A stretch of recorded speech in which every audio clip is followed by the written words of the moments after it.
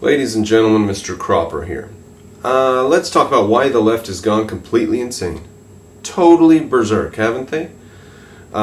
They, long ago, thought that they could take over the entire culture by owning the educational institutions. They're pretty right about that.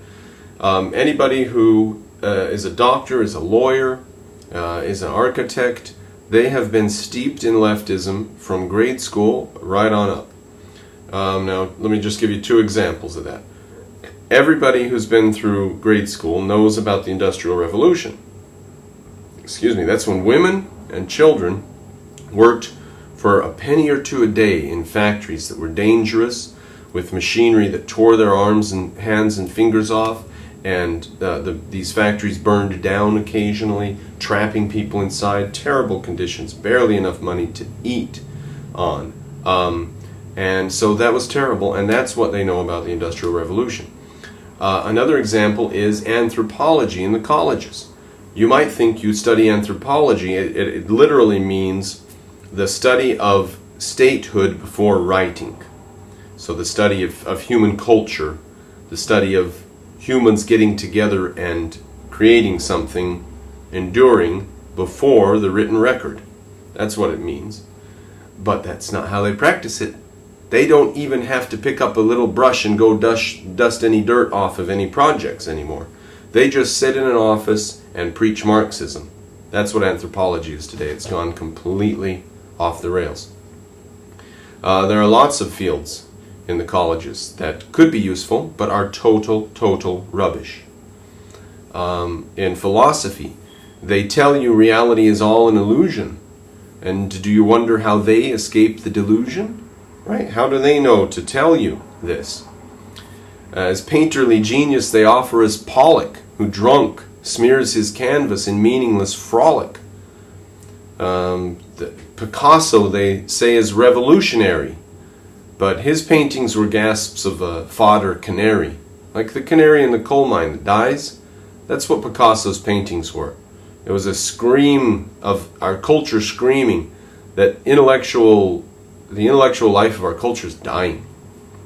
And the left thought they had strangled it. They thought they had put their hands firmly around it, and they had strangled it, and they had killed every last vestige of independent thought. They owned all the media outlets. They owned the media outlets to the point where you couldn't even report that the media outlets were owned by them because they wouldn't report the story.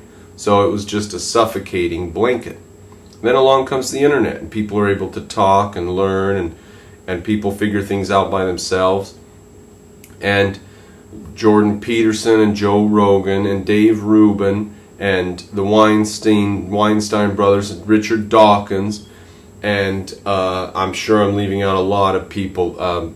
Daniel Dennett, Christopher Hitchens. Hitchens is dead, but he would be part of the group if he were here. And these guys are part of the intellectual dark web, which is strange. They're actually just the public figures who have their heads on straight. That's really all they are. They're the public figures who are talking about the things that our culture needs to talk about right now, and figure out what to do with these things and how to move forward. They're having the conversations we need to have. And it drives the left bonkers. They're going crazy watching this because they thought that they had taken over the conversation. They thought they owned it. And they thought that people who said these types of things, you know, that capitalism's good and socialism's bad, were gone. We had got rid of them, and we had labeled them as fascists, and we had pushed them off into the far reaches, the corners, the dusty, dark corners, and we're done. We don't have to argue or fight with them anymore. Well, guess what? You're never going to be done with it. I'm saying this to the left now. Hello, lefties. I want to just say to you, you're never going to be finished fighting logic and freedom. You're not going to take slavery in chains and stop logic and freedom. It's going to lead to war. It's going to lead to bloodshed. It's going to lead to cultural revolution. But you're not going to stop logic and freedom. They will win out. That's why the left's gone insane.